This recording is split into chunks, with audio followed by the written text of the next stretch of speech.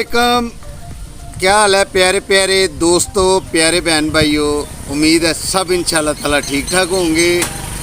आज इस कदर ज़्यादा फिर गर्मी है और लगता है ये गर्मी कोई रिकॉर्ड तोड़ने के करीब जा रही है फिर। तो बहरहाल हम अभी छोटा है हमारा ये बेबी है हमारे साथ। कैटो कह रही थी मैंने झूला लेना है, तो मैंने इसको कहा फिर हम आपको नहर के ऊपर लेके चलते हैं। ये नहर डायरेक्टली नंदीपुर पावर प्लांट से आ रही है। तो पीछे इसका मेन सोर्स जो है वो हैड मराला है और ओरिजिन इसकी है दरिया चिनाब। तो दरिया चिनाब की ओरिजिन जो है वो जम्मू है। जम्मू की पहाड़ियों से निकलता है दरिया चिनाब। और एक्चुअली हम इस वक्त ये जो पानी है ये अगर आपको मैं दिखाऊं, अगर मैं इसके अंदर ना गिर गया तो फिर इंशाल्लाह ये बहुत ठंडा पानी है जो डायरेक्टली जम्मू और कश्मीर की जो वैलीज़ हैं उनमें से आ रहा है। तो आप भी देख लें इंशाल्लाह ताला। इसको जो आपका मेन सोर्स है एडमराला उधर भी जाएंगे और अन करीब हम आपको जम्मू भी लेके जाएंगे इंशाल्लाह। अभी फ़िलहाल तो कैटो जो है वो इंजॉय कर रही है, कह रही है मुझे नहर में फेंकें। कैटो क्या कहा आपने? ना नहीं करनी है। बच्चों को भी गर्मी इस कदर ज़्यादा लग रही है तो वो फील कर रहे हैं कि इसमें नहाना चाहिए। बहुत ठंडा पानी है लेकिन बहरहाल ये बच्चों के नहाने वाला नहीं है। बड़े इसमें नहा सकते हैं और वो भी मेरे जैसे बड़े नहीं। मैं एक दफ़ा इसमें नहाया था, मेरा वो जो लाइफ एक्सपीरियंस है इसमें नहाने के मतलब। तो मुझे कोई इंसेक्ट किसी ने काट लिया था, तो उस वक़्त से लेके अब तक कभी सपनों में भी नहीं सोचा नहर में नहाने का, तो नेक्स्ट भी नहीं सोचूंगा। तो चलिए अभी कैटो ने सैर कर ली है, इसको अभी रास्ते में कोई रिफ़्रेशमेंट करवाते हैं।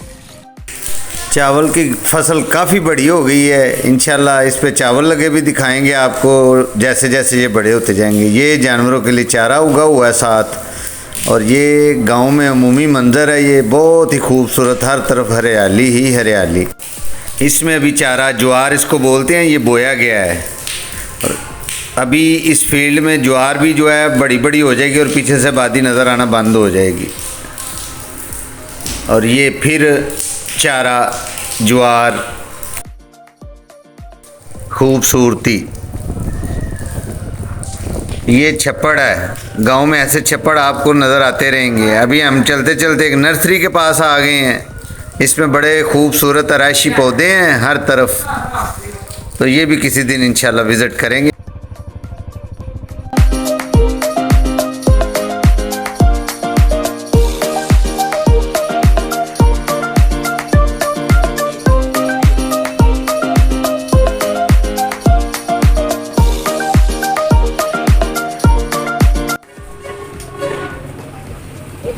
कैटो क्या कर रही है? अच्छा, तो किधर गई हुई थी?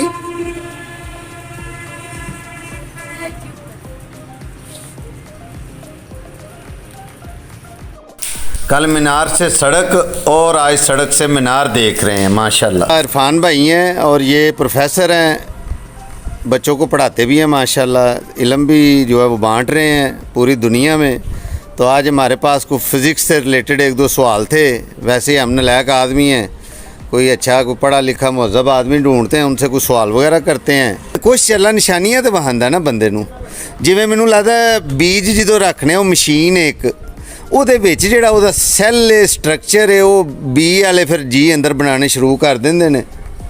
ਮੂਲੀ ਵਾਲਾ ਮੂਲੀ ਦੀ ਮਸ਼ੀਨ ਉਹਨੇ ਅੰਦਰ ਲਾਈ ਏ, ਉਹਨੇ ਜ਼ਮੀਨ 'ਚੋਂ ਉਹਦੇ ਰਿਲੇਟਡ ਲੋਹਾ ਕੱਢਣਾ। ਮੂਲੀ ਜੋ ਕੰਪੋਜੀਸ਼ਨ ਹੈ ਮੂਲੀ ਦੀ, ਉਹਦੇ ਮਤਲਬ ਫਾਈਬਰ ਹੈ, ਭਾਵੇਂ ਉਹਦੇ ਪੋਟਾਸ਼ੀਅਮ ਹੈ, ਨਾਈਟ੍ਰੋਜਨ ਹੈ, ਜੋ ਵੀ ਹੈ, ਇਹ ਮਸ਼ੀਨਾਂ ਇੰਜ ਯਾਨੀ ਥੱਲੇ ਮਾਈਕਰੋ ਲੈਵਲ 'ਤੇ ਸਾਰਾ ਅਮਲ ਹੋ ਰਿਹਾ ਹੈ।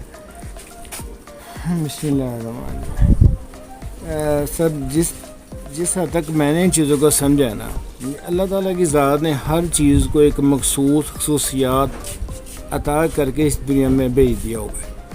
हम सिर्फ इसको डिस्कवर कर रहे हैं, इनको स्टडी किया जा रहा है। मसलन लोहा है वो आज से नहीं है, हज़ारों सालों से। और बाइंडिंग फोर्सेस जिस चीज़ ने जिस जगह पे एग्जिस्ट करना चाह रहा है उसकी स्पेसिफिक खसूसियात है। जैसे इंसान है वो खुश्की में रह सकता है, पानी में नहीं रह सकता। तो पानी के जो ऊपर रह सकते हैं वो जो ऊपर नहीं रह सकते वो पानी में रह सकते हैं। ये वो बेसिक प्रिंसिपल है जो जिनको हम नहीं इन्फ्लुएंस कर रहे, अल्लाह ताला की ज़ात ने बनाए हुए हैं। ये एक वो कुदरत की एक निशानी है। हम कुदरत को इन्हीं चीज़ों से पहचान सकते हैं कि वो लाइफ की जो प्रोडक्शन है हम उनको यूटिलाइज़ कर रहे हैं। कोई इंसान दुनिया में बीज खुद से पैदा क्रिएट नहीं कर सकता। सवाल ये है, हमने एक एटम ले लिया किसी भी एलिमेंट का, ठीक है, उसका अब न्यूक्लियस एक ऐसी एंटिटी है जिस पे जो इलेक्ट्रॉनिक क्लाउड्स हैं वो तकरीबन 6 multiplied by 10 to the raise power 27 इतने ज़्यादा वो मीटर्स पे पड़ा हुआ है। उसको किलोमीटर्स में आप कर लें। अभी मैं देखता हूँ हमारी ज़मीन जो है, इससे भी आसमान को अगर मैं डिफ़ाइन करूँ, ये आसमान जो है वो इलेक्ट्रॉनिक बादल शेप में ये भी वैसे बिहेव कर रही है जैसे हम भी किसी न्यूक्लियस पे बैठे हुए हैं। हम जो अमल कर रहे हैं वो ऊपर हम शिफ्ट कर रहे हैं। जैसे बीज एक नीचे अमल कर रहा है और ऊपर दरख्त आ रहा है, फूल आ रहा है, पौधा आ रहा है, और नीचे वही वामिल हो रहे हैं, आग भी जल रही है। यानी कोई एलिमेंट ऐसे हैं वो इलेक्ट्रिक करंट प्रोड्यूस कर रहे हैं, कोई खूबसूरती प्रोड्यूस कर रहे हैं, कोई गंद प्रोड्यूस कर रहे हैं, गंद भी। तो मैं वही कह रहा हूँ ये किस हद तक रिजेंबल कर रहा है हमारे इस वर्ल्ड से, कि क्या हम भी तो वही एंटिटीज़ नहीं हैं जो किसी भी ख़ास एटम में या किसी भी ख़ास सिस्टम में अपने अच्छे या बुरे अमाल से ऊपर या आग भेज रहे हैं या कोई फूल भेज रहे हैं या कोई पौधे भेज रहे हैं। उसमें ये दो डिफरेंट चीज़ें आ जाती हैं। पहली बात तो आपकी फार्मेशन है। जो आप एटम की बात कर रहे हैं, ज़ाहिर है हमारा वजूद जो है हमारे जिस्म इस कायनात में जो एक सिंगल ज़र्रा भी कोई पड़ा है वो तो किसी न किसी एटम की शक्ल में जी एटॉमिक शेप है उसकी। अब एटम का साइज जब ये आपने जो बात की है वो जो आपने इलेक्ट्रॉन का मास बेस पर डिस्कस किया है वो 10⁻⁻27 AMU समथिंग है, वो वेरी वेरी स्मॉल है। जी जी, जो हमारे अमाल है वो एक अलग एंटिटी है, वो इनके साथ हम कंपेयर नहीं कर सकते क्योंकि एटम्स तो है वो जो कि बेजान चीज़ों में भी हैं, पत्थरों में भी हैं, एलिमेंट्स में हैं, और वो जानदारों के अंदर भी मौजूद है। भी एटम से अगर आप न्यूक्लियस से निकल के आप चाहें तो आप इलेक्ट्रॉनिक जो आपका क्लाउड है उसको आप एक्सेस नहीं कर सकते, वो बियॉन्ड योर रीच है।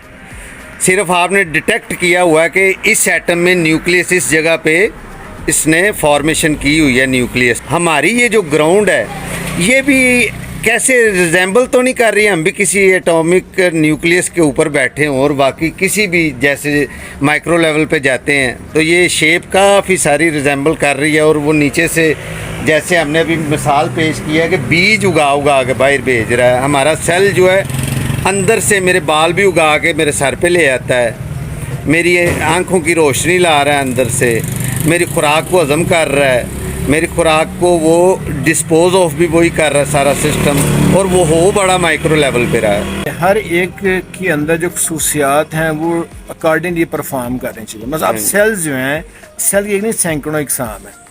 अब एक सेल इतना कॉम्प्लिकेटेड है कि आप इसको एक सेल को अंडरस्टैंड नहीं कर सकते। अभी तक जो न्यूक्लियस की है वो भी अभी हमारा नॉलेज इंतहाई बेसिक लेवल के ऊपर है कि उसमें प्रोटॉन न्यूट्रॉन पाए। तो मैं कंक्लूड करने लगा हूँ, आप भी इसको कंक्लूड करिएगा कि अल्लाह ताला की ज़ात जो लोग समझते हैं कि अल्लाह ताला की कोई इबादत कर रहा है या अल्लाह को वाहदा शरीक समझ रहा है या अल्लाह को वो रहीम करीम गफूर रहमान समझ रहा है, जैसे थीस्ट हैं या कोई दैरी हैं वो समझते हैं कि ये अल्लाह की इबादत करते हैं।